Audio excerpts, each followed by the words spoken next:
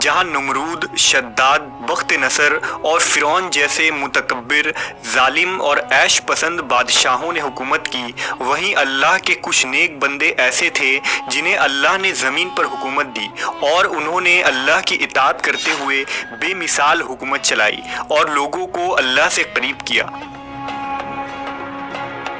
جن میں ایک نام حضرت ذوالقرنین کا ہے۔ حضرت ذوالقرنین کو اللہ نے زمین پر اقتدار بخشا تھا۔ انہیں ایک عظیم لیڈر کی صلاحیتوں سے نوازا گیا تھا۔ زمانہ قدیم میں ذوالقرنین نامی اس بادشاہ نے ایک مضبوط اور طاقتور سلطنت قائم کی تھی۔ وہ اللہ کے نیک اور صالح بندے ہونے کے ساتھ ساتھ فاتح اور فوج کے سپہ سالار بھی تھے۔ حضرت ذوالقرنین بادشاہ ہونے کے باوجود توحید اور آخرت کے قائل تھے۔ ایک روایت کے مطابق ذوالقرنین کا نام سکندر تھا اور یہ حضرت خضر علیہ السلام کے خالہ زاد بھائی تھے۔ حضرت خضر ان کے وزیر اور جنگوں میں علمدار تھے۔ علماء کے نزدیک ذوالقرنین نبی نہیں تھے بلکہ اللہ کے ایک صالح بندے اور نیک بادشاہ تھے۔ انہیں اللہ نے قرآن مجید میں ذوالقرنین کہہ کر کیوں پکارا، اس کے متعلق مختلف آراء ہیں۔ بعض کے نزدیک انہوں نے دنیا کے دو سینگ یعنی دو کناروں کا چکر لگایا تھا، اس لیے ان کا لقب ذوالقرنین تھا۔ بعض کا قول یہ ہے کہ ان کے بال کافی لمبے تھے جنہیں وہ دو حصوں میں بانٹ کر باندھتے تھے، اس لیے لوگ انہیں ذوالقرنین کہتے تھے۔ ایک قول یہ بھی ہے کہ ان کے تاج پر دو سینگ بنے ہوئے تھے، اس لیے ان کا نام ذوالقرنین ہو گیا۔ قرآن مجید میں حضرت ذوالقرنین کے 3 سفر کا حال بیان ہوا ہے جو سورہ کہف میں تفصیل سے موجود ہے۔ یہ سفر نہایت ہی عجیب اور عبرت خیز تھا۔ حضرت ذوالقرنین نے پرانی کتابوں میں پڑھا تھا کہ سام بن نوح کی اولاد میں سے ایک شخص آب حیات کے چشمہ سے پانی پی لے گا تو اس کو کبھی موت نہ آئے گی، اس لیے حضرت ذوالقرنین نے مغرب کا سفر کیا۔ آپ کے ساتھ حضرت خضر علیہ السلام بھی تھے۔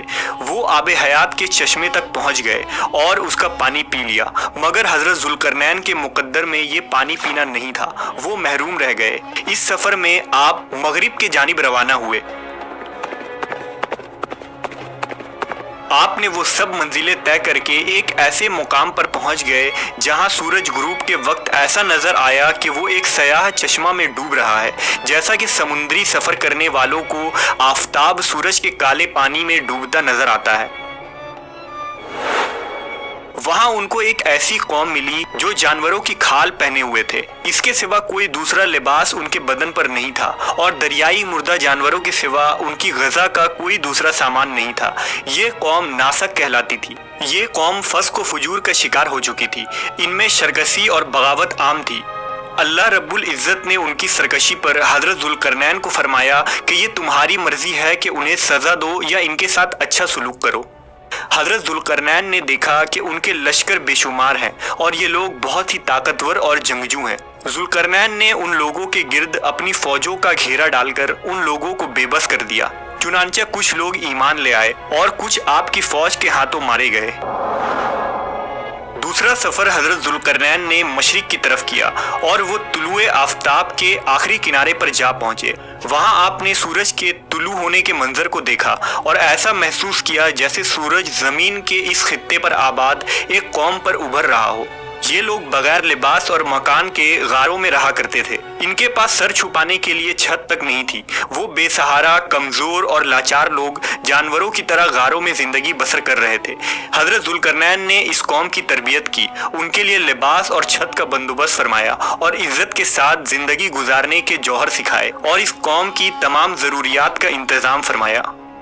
حضرت ذوالقرنین نے یہاں اپنا سفر ختم نہ کیا بلکہ وہ شمال کی طرف بڑھے اور شمالی جانب میں وہ قفقاز کے پہاڑی علاقوں تک جا پہنچے۔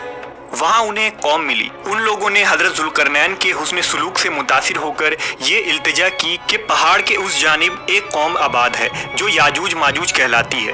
یاجوج ماجوج حملہ کر کے ہر وقت انہیں پریشان کرتے رہتے ہیں۔ اگر ممکن ہو تو ان کے 2 گھاٹیوں کے درمیان جو درے ہیں انہیں بانٹ دیجیے اور اس سلسلہ میں جو لاگت آئے وہ ہم دینے کو تیار ہیں۔ چنانچہ حضرت ذوالقرنین نے ان کی اس درخواست کو منظور کر لیا اور کہا کہ تمہاری مالی امداد کی مجھے ضرورت نہیں، اللہ کا دیا ہوا بہت کچھ موجود ہے، البتہ کچھ مزدور تم مہیا کر دو تو میں ایسی دیوار بنا دوں گا جو نہایت ہی مضبوط ہوگی۔ लिहाजा पहले लोहे के बड़े बड़े तख्तियों के ऊपर नीचे तहें जमाई गई, जिनकी बुलंदी दोनों तरफ की घाटियों तक पहुंच गई। तो लोगों को हुक्म दिया कि खूब आग भड़काओ। इस काम के लिए लकड़ी और कोयला को इस्तेमाल में लाया गया। जब लोहा आग की तरफ सुर्ख हो गया तो पिघला हुआ तांबा ऊपर से डाला गया, जो लोहे के चादरों की दर्जों में जमकर पेवस्त हो गई, और ये सब कुछ मिलकर पहाड़ सा बन गया।